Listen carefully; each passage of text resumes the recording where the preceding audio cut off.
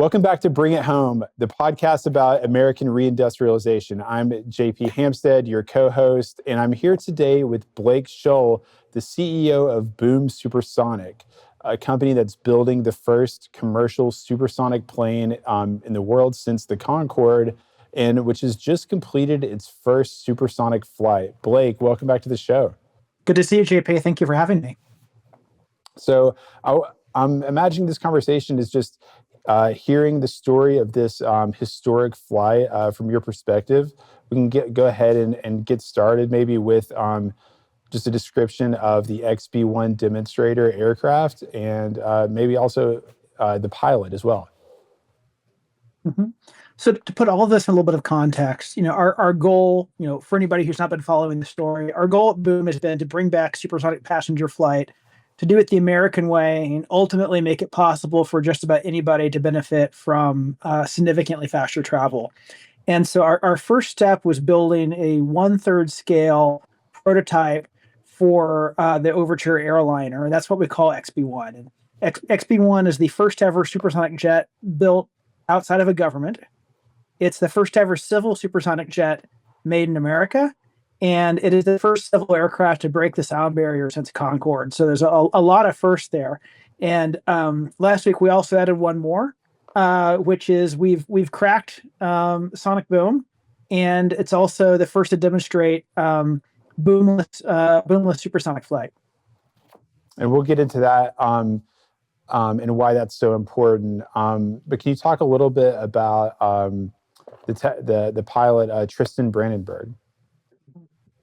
Yeah, so Tristan Brandenburg, call sign Geppetto, is a really special human. I think there's a reason why history remembers pilots. There's a reason why everybody knows Chuck Yeager's name. And that's because while everyone working on this, we're invested in it, nobody's invested like the pilots are. And, someone like Geppetto, he's demonstrated the courage to go get in a brand new airplane and to do with it things that's never done before. And Geppetto's an accomplished naval test pilot. He's a Top Gun adversary pilot. And he's flown every flight of XB-1 since its second flight as our chief test pilot. So he's calm, cool, collected. But before XB-1 broke the sound barrier for the first time, he told me he was more nervous about the press conference than about the flight. And so he's done now both supersonic sorties on XB-1. He's broken the sound barrier a total of 6 times. And on that second supersonic sortie, what we were going for is to capture what's called a Schlieren image, which is this sort of sophisticated photography technique that you can use to make the shock waves actually visible. And so you can get these incredible pictures. But to do it, you have to be going supersonic in a patch of the sky, plus or minus 250 feet, at a point in time, plus or minus about a second and a half. And so it requires insanely precise flying. And as of this recording, we haven't released the image yet, but what I can say is we got it. And Geppetto nailed it. It's incredibly precise flying in a brand new airplane at a speed it's never flown at before. That's amazing. So take us back to January 28th, the day of the flight. We're in the Mojave Desert in California. What are you thinking about before the mission begins? And what are beyond, breaking the sound barrier, surviving, taking the picture, what are you looking to learn from this mission? Yeah, well, I mean, for me personally, this is a moment that I've been looking forward to for more than a decade. And I got up that morning and I looked at the weather, and the winds were good, the temperatures were good, but there was cloud cover, and there was a chance we were going to have to scrub just for weather conditions. I remember being in the hangar, and it's all set up for the pomp and circumstance of a historic milestone. There were like a dozen different camera crews there. There are a whole bunch of people that have come to see it. And I'm thinking like, boy, is this actually going to happen? And there's a moment where I look outside the hangar and the clouds are starting to part. And at the same time, the flight test team came out of their brief and they started getting the airplane ready to pull out of the hangar. And that was, for me, that was a sign that they made the go decision. And at that point, I got pretty emotional because I knew it was going to happen. But the point of that first supersonic flight, first and foremost, was to demonstrate that we had learned 100% of what it takes to fly a human piloted supersonic jet past the sound barrier with technology that can scale build an airliner that anybody can fly on. And so that was really the major objective.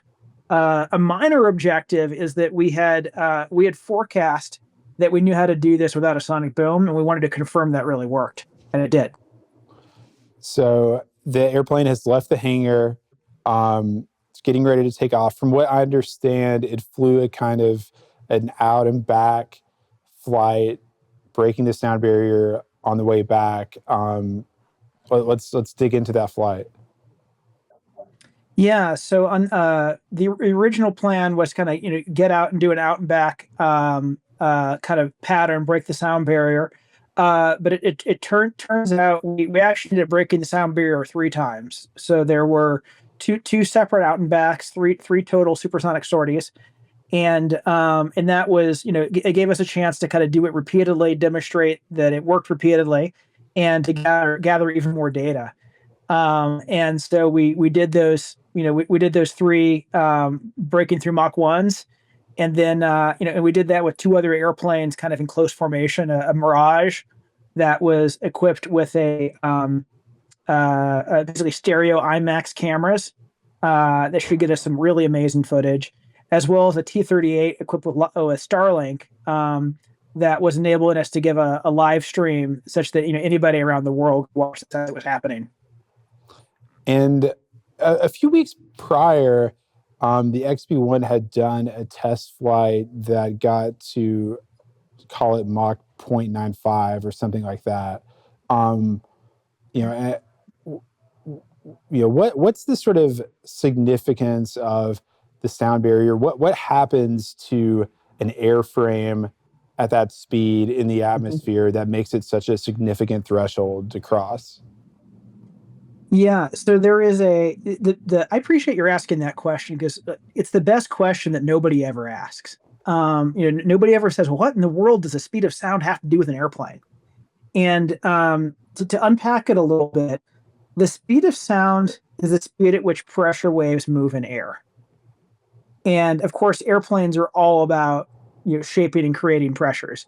And so when you are subsonic, what that means is every time the airplane moves, it creates a pressure wave that goes faster than the airplane. So if you think about it from the perspective of the nose of the airplane, it's flying along, and there is a pressure wave that comes off the nose that goes ahead of the airplane.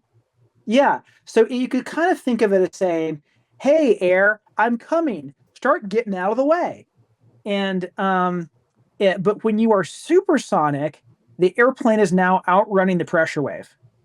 And this is why it is a very discrete point at which physics change. And now the airplane is crashing into the air before the air knows it's coming.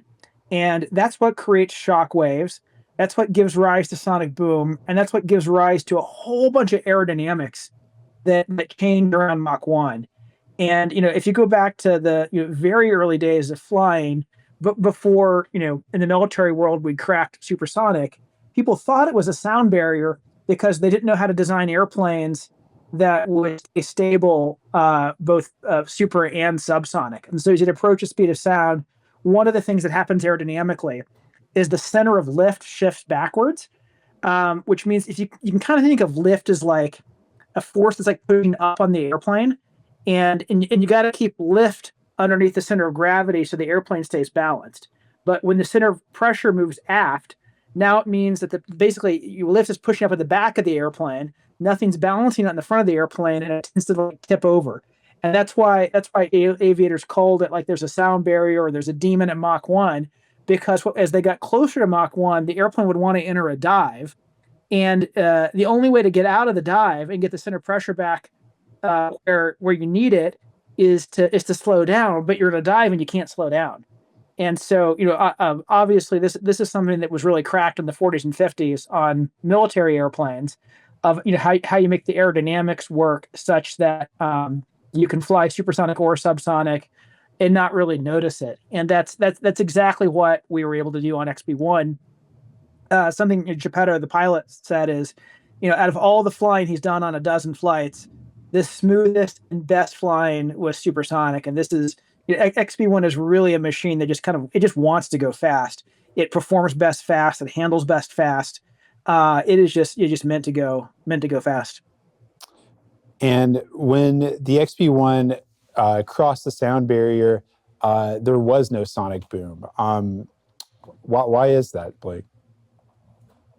So this is well-known physics that's been kind of talked about, and the papers have been written about it for a long time. Nobody's ever turned it into a commercial product until now, and its physics are called Mach cutoff. And what basically happens is the boom comes off the airplane, and as it goes through the atmosphere, it makes a U-turn, and it goes back up to space before it ever touches the ground. So nobody in the ground ever hears it. It like reflects off of a certain layer of air or something like that. Technically, it's refraction, not reflection. The best metaphor, I think we've all seen that like middle school science experiment where you get a glass of water and you drop a pencil in the glass of water. The pencil looks broken.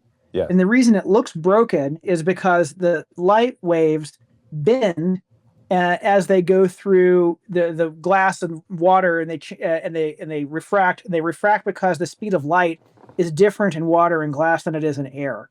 And so sound has actually the same physics. It bends or refracts whenever it goes into something with a different speed of sound. And something a lot of people don't realize is speed of sound is not the same everywhere. It's actually a function of temperature.